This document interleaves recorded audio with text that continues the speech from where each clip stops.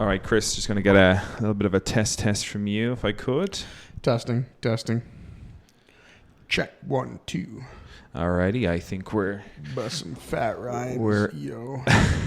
Show my dope styles. We're there. Light this building on fire with my lyrical lemonade. Lyrical lemonade. You heard it here first. Ladies and gentlemen, welcome to the gift... Sorry, I tried to stifle it. Directly into the mic. I think that's fine for the opening. I wonder how loud that a chew is in the mic. Ladies and gentlemen, welcome to the Gift of Gaming podcast, where on this week's episode, myself and Chris are going to take you through all of the Game of the Year Awards 2025 nominations, which are just out. Roll the tape.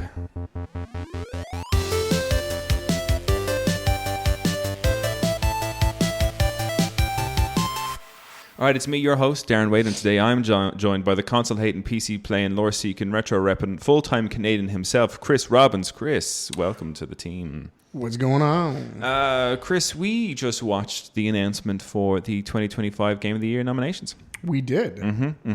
Before we get into it, a lot of what we expected. And some shrug of the shoulders, some things that I do not care for that are mentioned there, but we'll get to that. But before we get into that, Chris, what are you playing? I am playing, as I feel like most gamers out there right now, Arc Raiders. Nice. Can't stop, won't stop. Actually, I've slowed down a bit just because I kind of only play in squads now. Mm-hmm. Because I was playing solo a lot, but it seems like the love for being friendly in solo games has kind of died off. And you think so? Yeah. Just filled with sweats and just like rats, and I'm kind of done with that. Like, I don't mind it like in squad games. Sure, shoot on sight, but like the solo, we're supposed to be banding together, fighting robots or like questing. And I had a really fun one last night. I was on with Kevin Niall and. We're playing. We were helping this group out. Help them take out some. We did like a nighttime one, and there was a storm. It was quite cool. And we came across. It was in the spaceport. And after we'd help these guys and watch them go, I had a great vantage point, and I had the sniper rifle. And there was this group, and they were fighting a bastion, and they just beat it. And in the most horrific manner possible, I was like, "Hey guys, what if I said that those guys just looted that bastion for us?" And they were like, "Darren, what do you mean?" I was like, "Well, one of my daily tasks is to inflict 200 damage to a raider." And I was like, "And what better raiders than the guys who just killed this bastion for us?" So we fought them and we beat them and they took all their stuff, and it felt so good.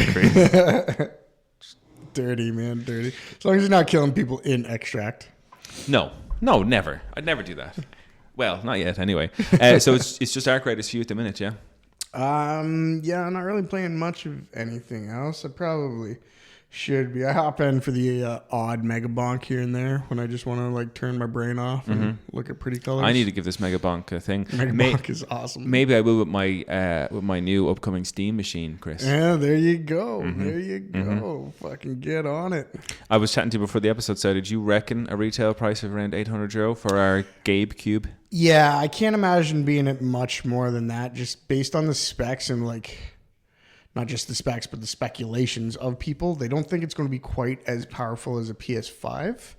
Mind you, a lot of their hardware and their chips are actually like pretty custom for their machines. Mm-hmm. So people don't really know for sure. But yeah, they do all these surveys all the time and try to find out like what the average person is playing on. So they're trying to meet that average with like balancing that with affordability. And I don't see them really, trying to give us the top of the line crazy GPUs and stuff like that. No, but I mean, they did say that it would play at, didn't they say that on the television, if you had it hooked up at 60 frames a second in 4K, which from my perspective is all. Well, it depends on the game. No, true, of course. I mean, yeah, but nobody's playing 4K Horizon at 60 frames. Well, 60 frames maybe, but it's not 120. But just in terms of, I kind of thought, well, it's not. I mean, when they said that, I was like, that doesn't seem to me like a bad thing at all. I know some of you PC players are used to your 120. Niall often talks about, hey, I got 120 frames in my game. I'm like, yeah, I know. I'm one of those guys. I like at least 60. At least 60. That's the minimum. So like, yeah. I mean, I'll get into fucking a certain game later on in this, I'm sure, that is not going to be meeting the 60, which I think is just unacceptable. But unacceptable. Oh. Yeah. Well, Chris, that's a chat for another day. I think all of our Steam hardware. It could be, coming up. We got the Game some Awards. They have some banger announcements. Yeah. I mean, Valve announces 3 new pieces of hardware. It turns out they can count to 3. So. Do you? And this is what I said to Luke on the last episode. Do you think this is a possibility? We're watching. My hopium is the highest it's ever been. I'm actually buying into it now. I think it might be real. But Game Awards, right? You get world premiere comes up on screen. I don't even. And you get the black box. Half-Life 3, Portal 3, Team Fortress 3. So I joked about that. Well, I'd rather trade Team Fortress 3 for Left 4 Dead 3. Okay. I think Left 4 Dead was much better, but if we got that. But was Team Fortress not the orange box? Was that not the 3 that run the orange box? I think Left 4 Dead was in the orange box too. Maybe not. So it would make sense. Yeah, the black box, the cube, man. And I think part of me was kind of playing with the idea of what if they just dropped all those games too? It would be fucking amazing. Yeah, it would be so good. Like the launch games it would be so good. Oh god, it doesn't. I'd lose my mind. Well, we won't get. We're going to do an episode on the Game Awards for sure. Of the day, hopefully as well as we can. I don't think they would announce it at the Game Awards though. No, just because their announcements are pretty just oh, by the way, here's a banner on the Steam store page. But what I think it would be, it's not necessarily for them a win, but for Geoff Keighley and the Game Awards to capture the announcement of Half-Life 3 would be huge for the Game Awards. Valve kind of marches to the beat of their own drum. I don't even think they'd have a trailer. I think they would just, by the way, Half-Life 3 is coming. The thumbnail. Yeah, you can see some footage when it's done. Great. I hope so. We're going to go through the nominees now, Chris, and possibly do some. I'm trying to get onto the Game Awards website, and it's kind of slow and not working. So I think I'll leave my live voting till I guess it slows down. Yeah. But let's work off the nominations and categories from. I've got an article here from Polygon. Hats off to Polygon for getting this out so quick, because we literally watched that announcement 20 minutes ago or so. Yep. So this is insanely impressive. So this is coming from Michael McWhirter over at Polygon, and this is, I'll just go through the categories from the bottom to the top, and in no particular order. Our first category is most anticipated game, and the nominees are 007 First Light, Grand Theft Auto 6, Marvel's Wolverine, Resident Evil Requiem, and The Witcher 4. Does anything other than Grand Theft Auto 6 win this? Half-Life 3, baby. It's not even okay, so when I was lamenting about my 60 frame, my bare minimum, that's why GTA 6 is not getting my vote on this one. It's because they pushed it back yet another year, and it's going to be at the end of 2026, and it's still locked at 30 frames a second. Is it locked at 30? Yeah, unacceptable this day and age. Plus, the company's just doing a bunch of bullshit. They fired all those employees. Just trying to reunionize. Yeah, not good stuff. I can't support a game like that. So with that in mind, I don't know. Would you be? I wanted Light No Fire, but it's not even on here. No. Because we haven't got any more information. We rename it or relist them again. 007 First Light, Grand Theft Auto 6, Marvel's Wolverine, Resident Evil Requiem, and The Witcher 4. Probably Resident Evil, and it's not not a big deal for you. Yeah, for me, it's probably The Witcher 4, and that's not a big deal for me. But I would have loved Kingdom Hearts 4 to be making an appearance on this list. But I know. I wanted anything like Dark Souls I guess no. That's what the Game Awards are for new announcements. Yeah. We then move on to Duskbloods. Duskbloods should have been on there. Anyways. That's true. When's that Duskbloods due to release, actually? Is it December? I think it's February. It's definitely 2026. Oh, is it? Okay. Yeah. Damn, I thought it was one of those things where it was holy... No, sorry, that's Night Rain. Is the DLC thing for Night Rain is December. That's in 2 weeks. It was insanely quick, yeah. Our next category is Content Creator of the Year, and the nominees are Cadril, Kai Cenat, Moist Critical, Secure Miko, and The Burnt Peanut. Now, Chris, I would have given this, in terms of the one I was most familiar with up to this point, would have been Moist Critical. Not that I know these people. Too. I would have been most familiar with him, but since I've gotten on the Arc Raiders buzz and I'm watching all the Burnt Peanut is everywhere. He's so funny, man. And it's not even what he says is funny. The fact when he looks at the camera with his dopey peanut face. He gives me such easy laughs. You know what I mean? It's like it's bottom humor, but I love it. But he had a great Arc Raiders one where someone was shouting for help in the distance on proximity chat, and he runs over to him and he's like, shush, my child, shush. I'm going to send you to a nice farm. We're going to be out with all your friends and family. You're going to run around. Everything's going to be okay. I'm like, this dude's a maniac, but he has given me so many laughs over the past month. I'd say that I'd have to give it to the burnt peanut. Yeah, I will too. Yeah, definitely. Moist Critical is pretty close though. Yeah, in terms of I'm more familiar with Moist Critical stuff like over the years. Yeah, and in the streamer space, like Moist Critical still plays video. Like Kai Snot is huge, one of the world's biggest, but he does a lot of IRL streams. Is like he does do video games. Is he the one who has the massive room that he sits in? Is that? Yeah, and he does it up like if he does play like a marathon of a game, he'll kind of like do it up to that. What is that? His not remodel the whole room, but like he'll decorate theme it in like wear a costume and shit. This is a real side note, but that would be, to me, that room would be the most uncomfortable place to sit down and play a video game. With all that space behind you, I would hate that so much, you know? There's nothing cozy. I can't have my back to a door. Open. No, yeah, man. No, I have to be facing the door. Yeah, so you would never know how big a room I am in. All right, moving on from that, we go to the esports section. I'm going to leave this up to your expertise because I do not have any expertise in esports. But we'll go to the best esports team. We've got Gen G of League of Legends, NRG for Valorant, Team Falcons for Dota 2, Team Liquid PH for Mobile Legends Bang Bang, and Team Vitality for Counter-Strike 2. Oh, God. I was going to say Team Liquid, but it's only that mobile game. I don't know the other ones, man. I think I've heard of Vitality, so I'll say them for Counter-Strike. Nice. Okay. Sweet. Moving on then, we have the best esports athlete. We've got Brock, Chovy, Forsaken, Kekaru, Maynard, and Zywoo. Mena RD. And that's who my vote goes for just because I don't watch a lot of esports, and when I do, it is Street Fighter 6, and this guy is one of the best in the world, and at one point was the best in the world. Well, I'm surprised we don't have, it begins with F, is it Fuse or something? Best esports athlete, he won. You and Luke were talking about him last year, but I think he's won pretty much everything. Begins with F. Faker. Thank you. Yeah, Faker. I think they just have to stop taking him out, or start taking him out of these. To give anyone else a chance. Yeah.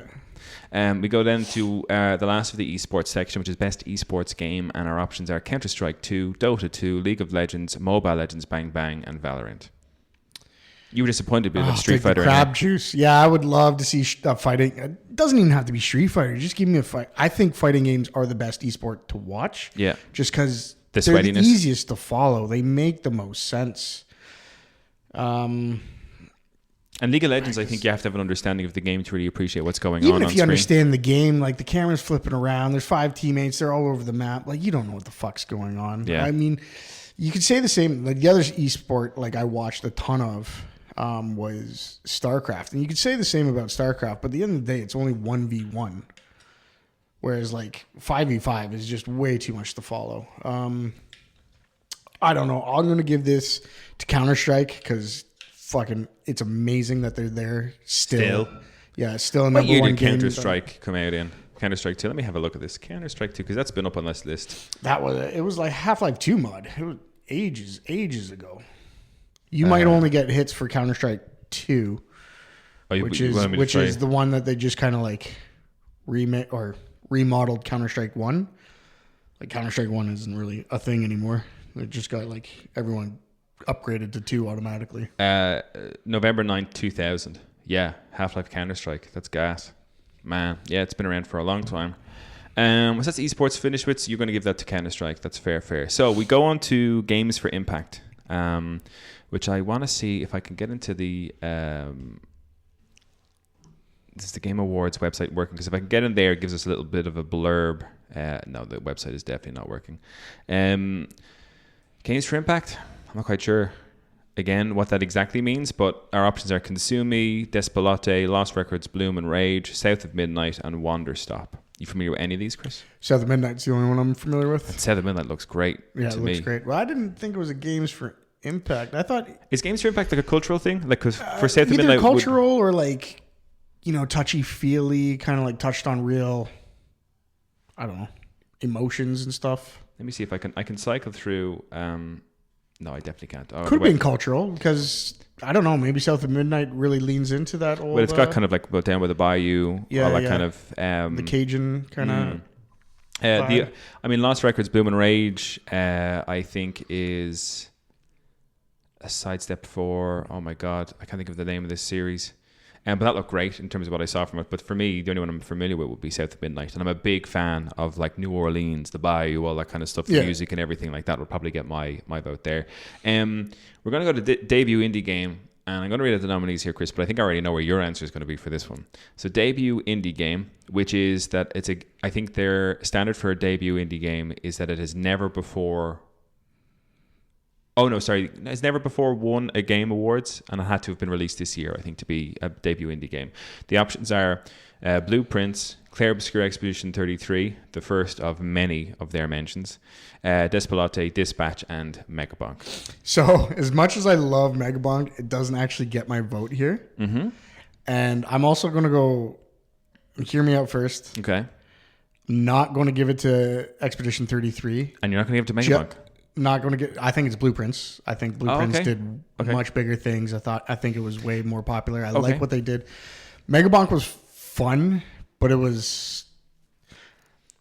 I don't know. It feels a bit rushed and just like it wasn't supposed to be as big as it was. Are you surprised Megabonk has gotten a nomination here? Did you imagine in a world in which Megabonk was nominated for anything in the 2025 Game Awards?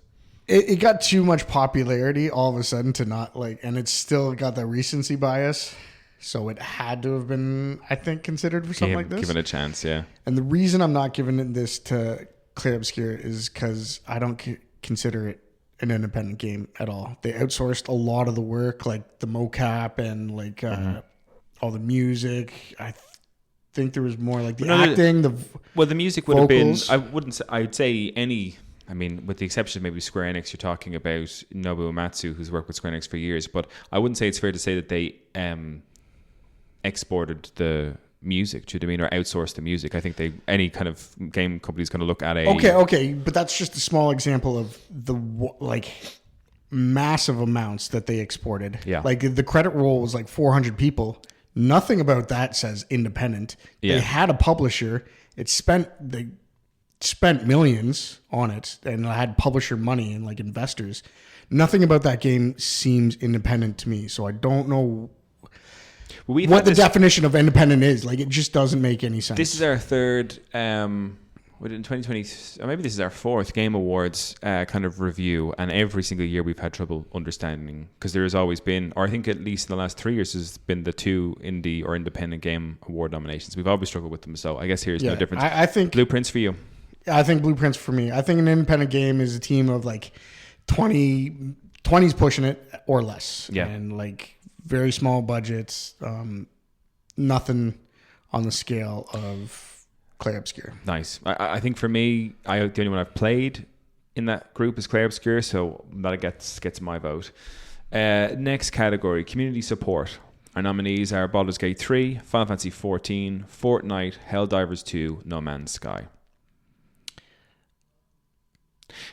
I think like Helldivers 2 is still doing a lot of that fun shit for the community, aren't they? Yeah, I'm having a great time with Helldivers 2. And in fairness, I read an article. I was going to use it as part of our news. I didn't think it was probably maybe worth including, but they came out and even apologized that they would spend so much time trying to develop the new bits of the story, like their kind of the DLC or the continuation of what's actually going on, with your space battles, that they kind of stopped with the optimization, because I think on PC it's a massive problem. I think it's a huge file for PC as well to download the game and all that kind of stuff. So they came out and apologized for that, and they're like, we're going to do a U-turn and fix what we should have fixed a long time ago. Yeah. But I would give it to them only for this, right? Have you played Helldivers 2, Chris? I haven't yet, no. So when you launch, to start your mission with your friends, it plays this amazing democratic music as you fall from your spacecraft in your helipod to the planet, and the music is amazing. And when I first started playing the game, it would lag. So when it was kind of, I suppose, spawning the world you were going to land in, you'd notice that the cutscene of the ships landing was lagging. And I was like, I don't know why this frustrates me so much, but it really does. I think it was about a month ago they fixed that, and I was like, for that alone, I'd give them community support just for that little kind of quality of life adjustments. But they seem great. I mean, Final Fantasy 14 is there as well. Fortnite just announced the Simpsons update. I don't know what's going on in Baldur's Gate 3 of late. I've kind of ever since they won game of the year. Just do content patches. Yeah. So do you have a winner there? Do you think? I think Helldivers, based on what I've been hearing. Fortnite, it's they do so much that it's almost expected of them, and it's not like over the top anymore. yeah, true. Okay, next category: best adaptation. A Minecraft movie, Devil May Cry, Splinter Cell, Death Watch, The Last of Us Season 2, and Until Dawn. I can't believe Secret Level this year. Wasn't put up there, which it was this year. Fucked. That was crazy. the best in my opinion. Yeah. Like, cause I'm trying to think in the rules of an adaptation, but like, surely, I can't. I just vote for the singular episodes, man. Give me that fucking give me the list of those Unreal episodes. Tournament episode. Yeah. It's a pity. Actually, that's probably one of my first. If we're going to mark it here, it's my first complaint of a nomination. That Secret Level should have Sonic been 3. Sonic 3 should have been, I think, considered. Yeah. Sonic 3 was actually pretty good, despite how much I hate Shadow. And looking at this, The Last of Us Season 2, I haven't watched, but that seems to be the thing for a lot of people. I don't think Season 2 has been as well received as Season 1. Minecraft movie made absolutely bonkers money at the box office, and people went mad for it. I think it made a lot of money for the wrong reasons, though. It was like it became a cult, kind of like with that. In not a nice way either. People bringing live chickens. What is it? The chicken jockeys. Yeah, people bringing live chickens into the cinema. I was like, what that chicken ever do to you? I'd lose my mind if I was in one of those cinemas. Yeah. But not for me. I don't know. Never liked it to begin with. Never even watched it.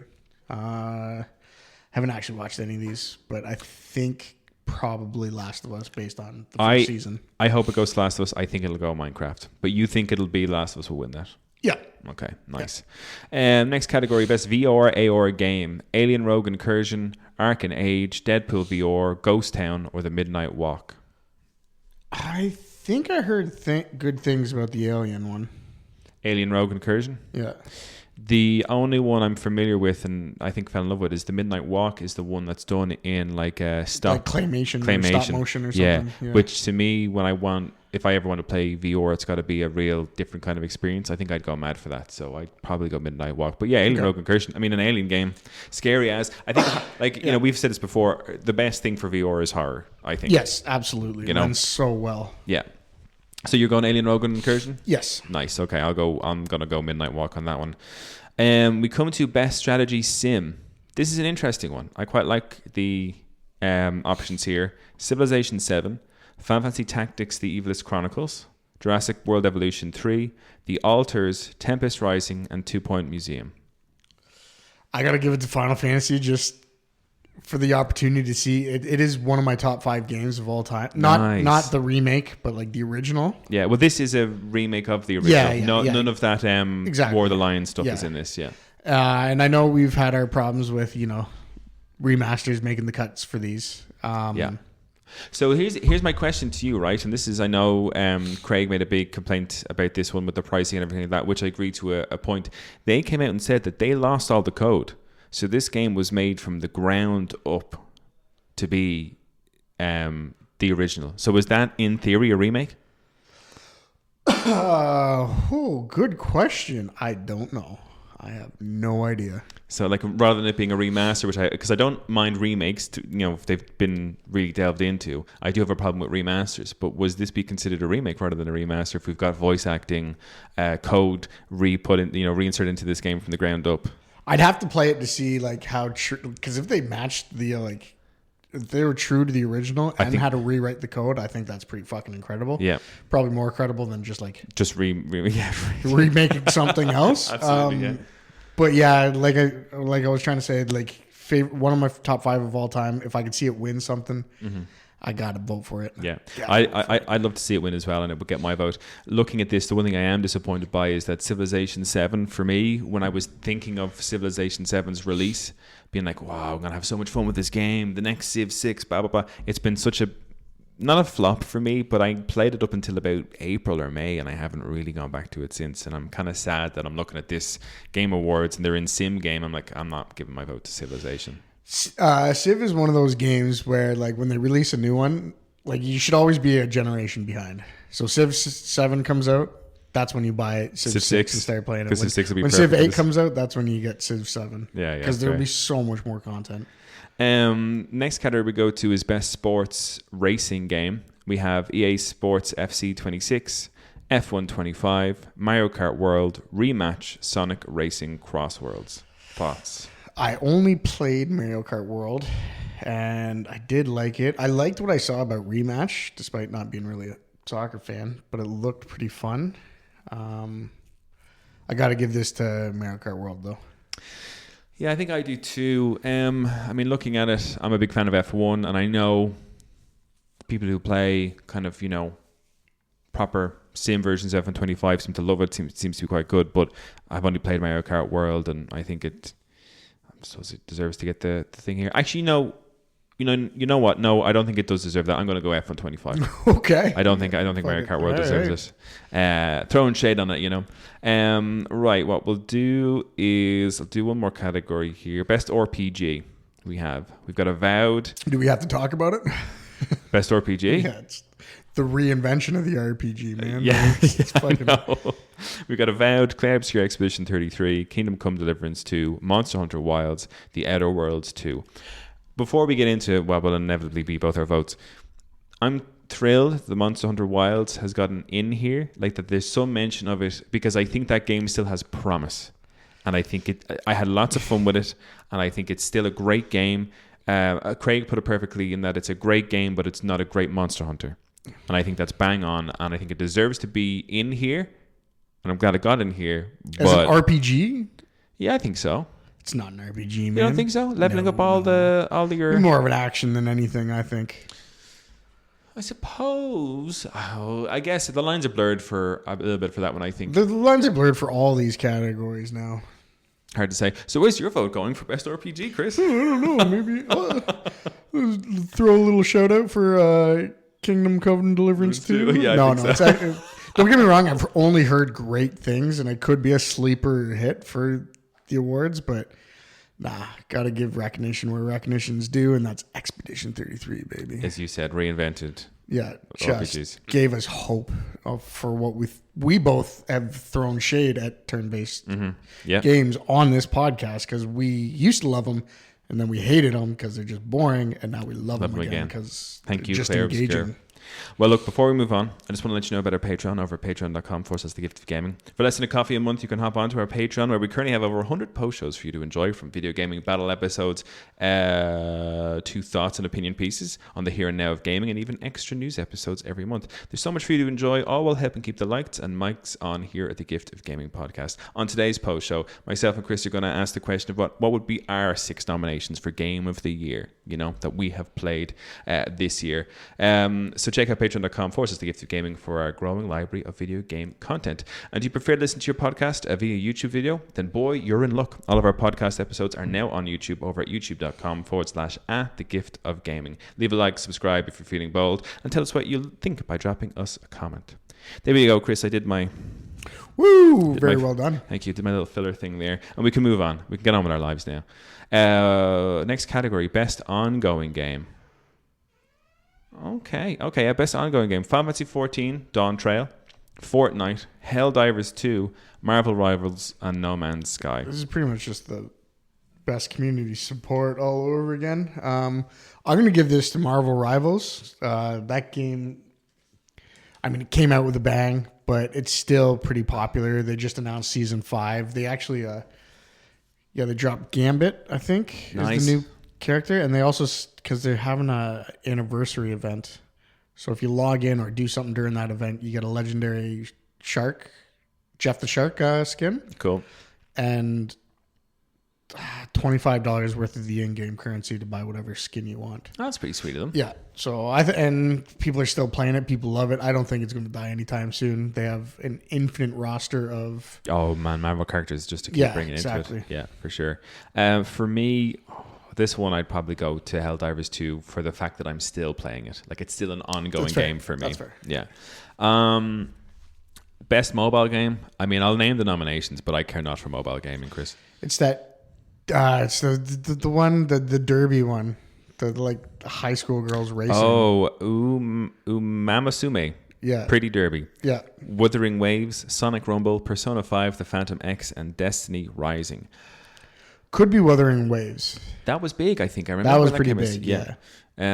But yes, I think I care not for mobile. I once played one of the more recent ones I ever downloaded, which is like 3 or 4 years ago now at this stage, was a Super Mario Brothers game.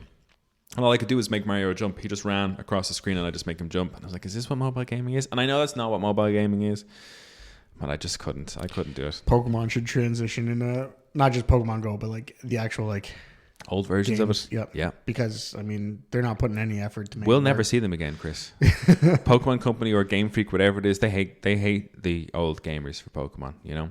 But we can go to Best Independent Game, which I think when we watched the nominations being announced by Geoff Keighley, he mentioned something about Best Independent Game is how they go about publishing in a different way. So it's not the standard publishing, let's say, path. So it's done in a different way. We still need a bullet point list of what qualifies somebody as an independent game. And an indie. Again, I'm going to have the same argument for this list too.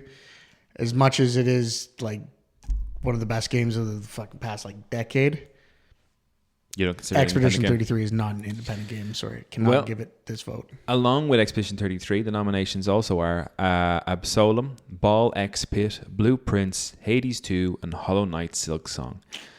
Some bangers on here. Hades. Ball Pit was a pretty cool one. It doesn't deserve it over Hades or Silk Song. I don't think Silk Song deserves it over Hades, so there you go. Hades 2. Yeah, man, I've had so much fun playing Hades 2, and I will continue to have. I've only played a couple hours, which is unfortunate, but man, you gotta get in there. Yeah, Arc Raiders, man. Yeah, I got a chicken to feed, man. I don't blame you. All right, then we go to Best Fighting Game. All right, we have 2XKO, Capcom Fighting Collection 2, Fatal Fury City of the Wolves, Mortal Kombat Legacy Collection, and Virtua Fighter 5 Revo. This is a tough one. I think 2XKO could probably... I think it's easily going to take this, actually. Really? Yeah. You don't believe with the hype behind Capcom Fighting Collection 2, the fact that it was, unavailable for people to play anymore, and the fact that they brought it back whilst announcing... I think the fact that it's a collection of old games, it just doesn't stand a chance in this category. Mm-hmm. I think 2XKO is a slam dunk, but my vote goes to Fatal Fury. That game is fucking amazing. Fatal Fury is where we get Terry from, right? Yeah, Terry. Yeah, okay, yeah. Cool. Terry and Mai and Ronaldo. Actually, for that reason alone, they cannot win. I saw that Ronaldo video. I saw that Ronaldo video, and I was like, "What is this game? It looks shocking." Capcom Fighting Collection 2 for me because I love that game. Yeah, that's fair. That's a really good one too. It has oh god, is that the one with like Power Stone and all that? Right. So in terms of, I can't think of what exactly is in the collection, but Marvel vs. Capcom 2. To me, alone in that collection would be worthy enough of getting the best fighting game if it was re-released now, because that game is just top tier. I love that. It's crazy that 3 of these are like collections of old games, or just like a remake of an old game. Because last year we had such a tasty category. We had Street Fighter 6, we had Tekken 8. Fighting fans are eating good, man. Yeah. Like, it's been good for a good while now. Yeah. Best family game. Donkey Kong Bonanza, Lego Party, Lego Voyagers, Mario Kart World, Sonic Racing Cross Worlds, and Split Fiction.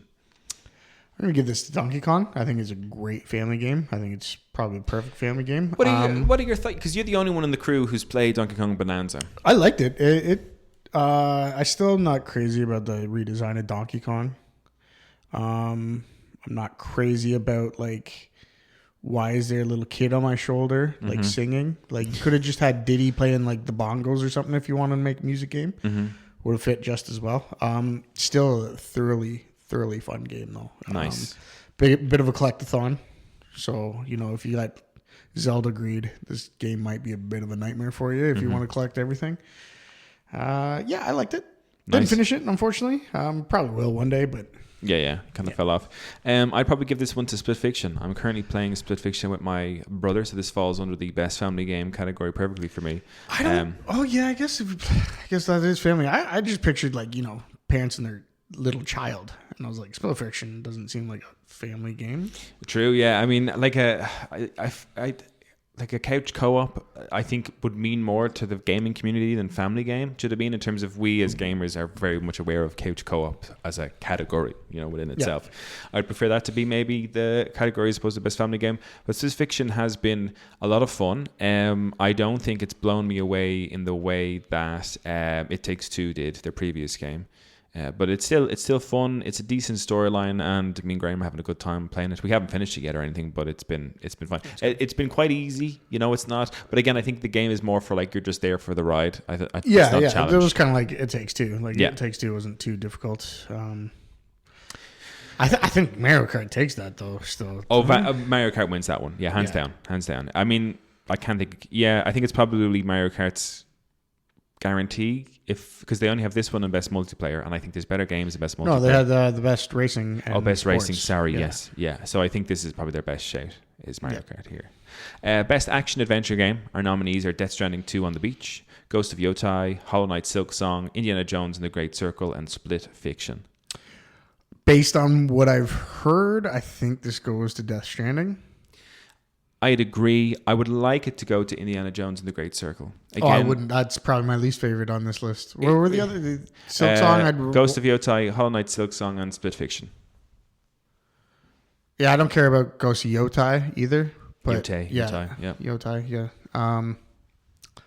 I'd like this to go to Silk Song, but it's... Silk Song is my vote, I suppose. I should say that. Yeah. My vote, but I anticipate this to go to Death Stranding. My vote would be in Indiana Jones. I anticipate Death Stranding as well. Yeah. Moving on to Best Action. We've got Battlefield 6, Doom the Dark Ages, Hades 2, Ninja Gaiden 4, and Shinobi Art of Vengeance. Sorry, Best... Action. Just action. We had action adventure. Action. Fucking Christ, I hate this shit. Say them again. I got confused at the title.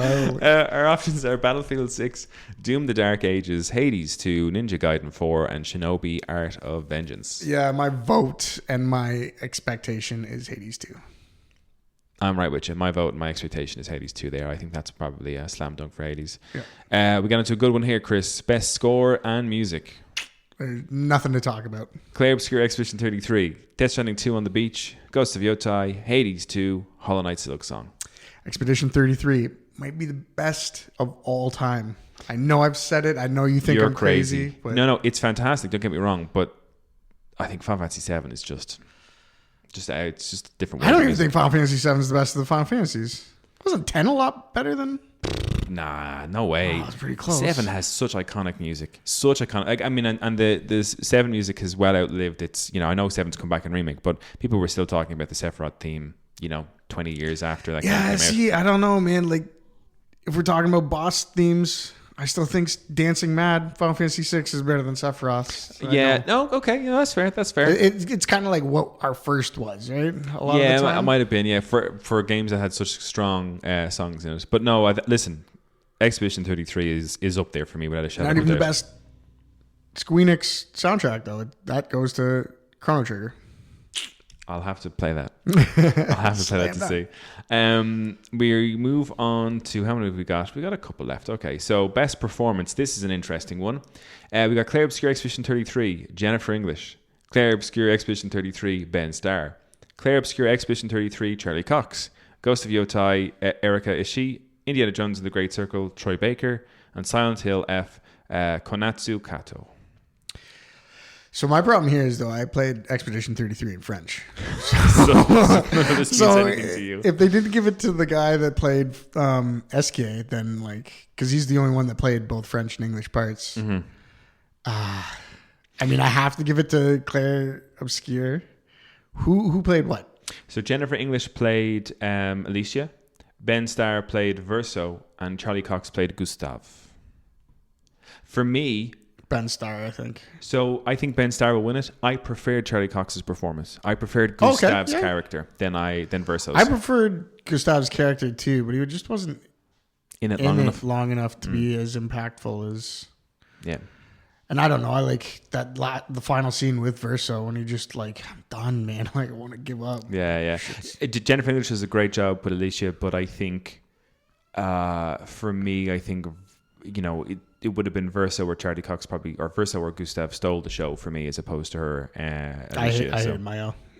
Sorry, it is. Oh yeah, Mael, Alicia. yeah. Yeah, she up and down for me, but I can see why she's in there. She did an amazing job, amazing performance, whether you like the character or not. But True. Charlie Cox, I would love, and I'd love for Charlie Cox to win it because Charlie Cox has no idea what he did.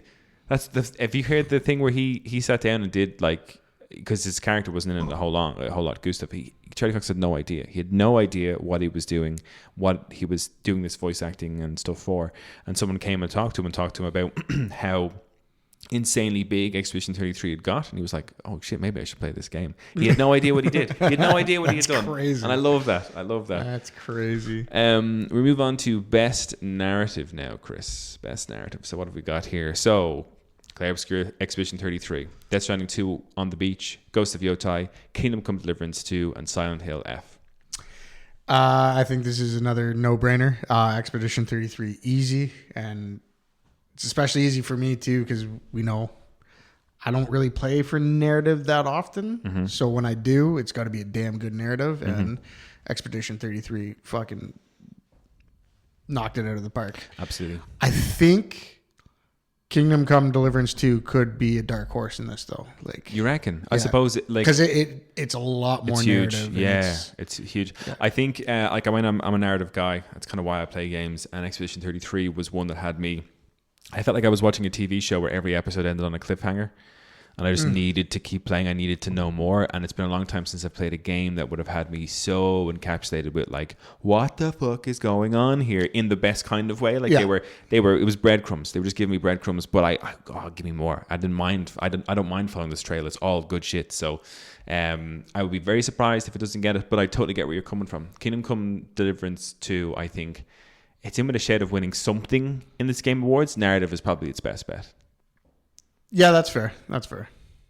Now we go on to Best Multiplayer. Are you ready for this? Ark Raiders, Battlefield 6, Elden Ring Night Rain, Peak, and Split Fiction. So up until recently, my vote stood firm on Night Rain. Yeah. Because I love Night Rain. Still play it. Definitely jumping back in for the DLC. I'm going to give a quick shout out to Peak. That shit is fun. It's hilarious. You and Luke were playing a good bit of Peak, right? Yeah. I mean, if you haven't given it a try yet and you have the opportunity to, I highly recommend it. Obviously, play with friends, though. Yeah. It is one of those games that just, it's only good multiplayer. I've watched some videos, some content creators playing it. It seems like a lot of fun. Yeah. Fucking hilarious. But this is an easy Ark Raiders for me. I wish Ark Raiders was in a lot more of these categories. I think it's... What else would you put Ark Raiders in? Game of the Year? It would definitely be in Game of the Year for sure. I don't really know. Is it an action, I guess? Yeah, I guess it would go in action. Yeah. I suppose so, yeah. I think for me, it has to be Ark Raiders. And I've only been playing it 3 weeks, you know? I've almost 100 hours in it. That's, man. Yeah, and that's almost double Claire Obscure at this point, right? Insane, and I'm not going to quit anytime soon. I haven't even gone on my expedition yet. Because it's a game loop that just... I need to finish up sometimes because it's getting late, but I'm like, I could just do one more raid. Where I pick some fucking mushrooms, maybe, just... All right, moving on to best game. Oh, sorry, but so which do you think will win? I know that's what Ark Raiders, easy. You think it will win? Easy, yeah. It's my vote, and it's an easy win for me, too, I think. Okay. Unless, the other... The reason Elden Ring Night Rain, do you know what I mean? There's such a fever around Elden Ring. Oh, there wasn't the fever around Night Rain. It pissed off a lot of people because it is kind of an asset flip, and they weren't trying to make the next big thing. It was kind of a sandbox to them. They were just trying to play around with. I think really it's just an alpha for Duskbloods. Right. Okay. I think they kind of did the same thing with a lot of games. They'll just. But it's amazing that they're still supporting it. It's got DLC. They promised DLC from the jump. Oh, did they? Yep. Okay. I stand corrected. Yeah. So because it's kind of like live service ish, they can keep making money out of Elden Ring. Mm-hmm. Yeah. Nice. Well, let's go on to our next one. Best game direction.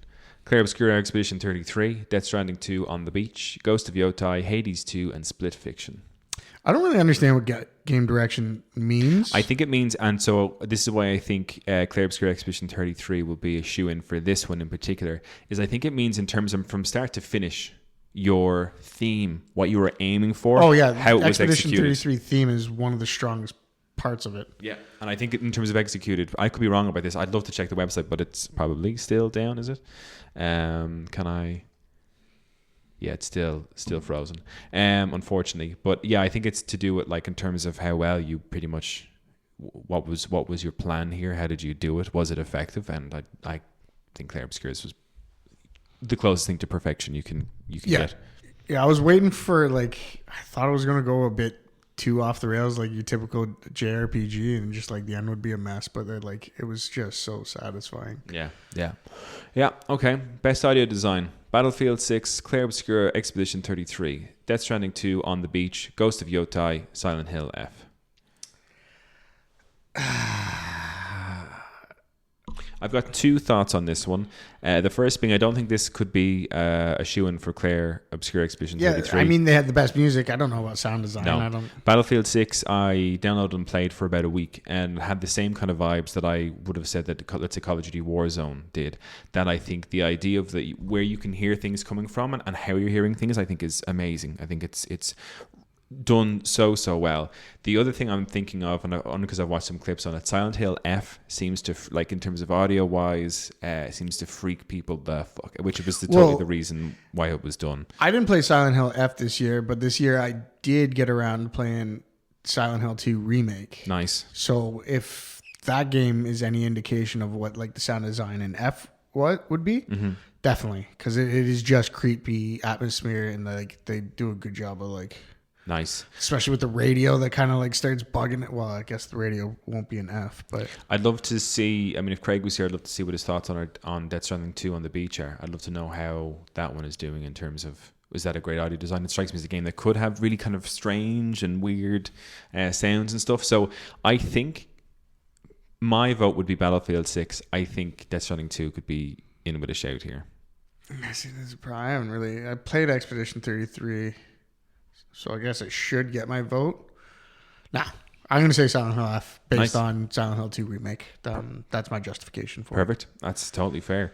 We go to our second last category here, Chris. Best Art Direction. Clair Obscur Expedition 33. Easy win. Easy win. Easiest choice. That might be easier than soundtrack. Yeah. Oh, God, yeah. Yeah. Well, I'll get into it. I'll just read out the nominations. Clair Obscur Expedition 33, Death Stranding 2 On the Beach, Ghost of Yotai, Hades 2, Hollow Knight Silk Song. Clair Obscur Expedition 33 had me on Best Art Direction by the first dungeon, quote unquote, that you go into, which is that you're standing on the ground, but it feels like you're underwater. And I ran through the first area of that place, having no idea what this game was or what I was in for. And this whale swam above me, and there was all this kind of watery noises, and the place looked weird. And I was like, whatever the hell design they've gone for here, I am in love with. I just like the whole, because they did this in Dark Souls 3 too, but it the a city kind of twisting in on itself and just being all mangled, and just I fucking love that. And the whole game was that, man. The Eiffel Tower kind of totally messed up. Yeah. It knew what it was doing right from the get-go. Absolutely. And I mean, they're painters. If they don't get you got to get the art right if you're going to. If they don't get art direction, who will? Right, we go to our final nomination, Chris. Our final category, I should say. Game of the Year. And the nominations are, and before you say which one you're picking, I have a different question for you first. Game of the Year, Clair Obscur Expedition 33, Death Stranding 2 On the Beach, Donkey Kong Bonanza, Hades 2, Hollow Knight Silk Song, and Kingdom Come Deliverance 2. My first question to you is there something that's missing here that you think should be there? Okay. There is something that I think is missing from here, and I'm kind of glad it isn't on this list, because it makes my decision a lot easier. But if Arc Raiders was up here, and I think it deserves to be up here, I'd have a tough time right now. Between that and Expedition 33? Yeah, fuck. Dude. Just because based on the amount of hours and core memories I've already developed from just meeting up with randos and just fucking running the map. Mm-hmm. And I've put in close to 100 hours, and I'm not stopping anytime soon. There's just bang for your buck there. Big time. What would you take out? Donkey Kong. Yeah, Donkey, for sure. Yeah. Yeah. And the other problem I have with this list too, well, it's not a problem with the list. It's, I don't know, my priorities. I would like to give Hades 2 a bigger shout because I think it probably deserves it. And it could probably be my game of the year. I just I've only sunk like 2 hours into it. And I haven't got into my regular like roguelike addiction with it. Yeah. The one thing I will say to you on that is it better than the first one? I didn't put enough hours into the first one to make a fair comparison. But what I will say is Hades 2, whilst I was playing it, like whilst I was in the absolute depths of it, there was a moment where I was like, is this my game of the year? Okay, so it very well could be mine. Yeah. But I haven't put enough time, so I have to give credit where credit's due, and I think it absolutely deserves it. Not only do I think it deserves it, but it is absolutely going to win this. Yeah. Slam dunk. It's Hollow Knight Silksong. yeah. Absolutely. No, you're right. Super Mario 2. Yeah. No, Clay Obscure Expedition 33. Yeah, the donkey thing. Yeah. Clay Obscure Expedition 33, far and away, as you said, revived the whole turn-based RPG genre. And there was just something with the story and the characters I absolutely loved. Gustav is up there with one of my favorite video game characters. I loved him, and I loved, no spoilers, but I loved his story. I loved his arc in it as well. The game kept surprising me the whole way through. I sunk so many hours in on it. It was French a game Pattinson. Yeah, French Pattinson. And Luke called it Final French to see as the genre. An exceptional game. An exceptional game that blew me away. That I bought it. I think I was the first one of us that bought it and I only did it based on the trailer. And I was like, I don't know what I'm getting into here for. I can't believe I was the last one to buy it because I was the one that was like the most hooked because we saw it at the Summer like trailer. Games Fest or something like this. Maybe, yeah. I thought it was last year's Games Awards. But when we saw the announcement, I was like, that looks like a fucking banger. Because it was giving me strong Dark Souls vibes. Yeah. And still does. Like that game is pretty Dark Souls coded. That's probably why it spoke to me. But I just never played it. I don't know. Well, I mean, like it's one of those things where sometimes I find if everyone's really like, "Oh, this game's amazing," I'm like, whatever, fucking get around to it. Yeah, whatever, guys. Trying to be a hipster. Yeah. I don't know.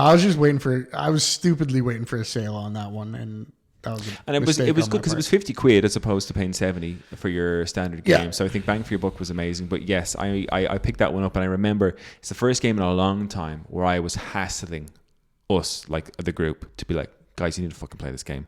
Like, got Kev involved, got Niall involved, Craig, you, and then Niall, and I was like, guys, you have to fucking play this game. And I'm so glad everybody did. That's exactly what I've been doing with Arc Raiders, though. That's what I'm Chris, saying. we're here. I know. But like, it took us a little while, but we're all on Arc Raiders now. Yeah, exactly. We eventually got there. Yeah.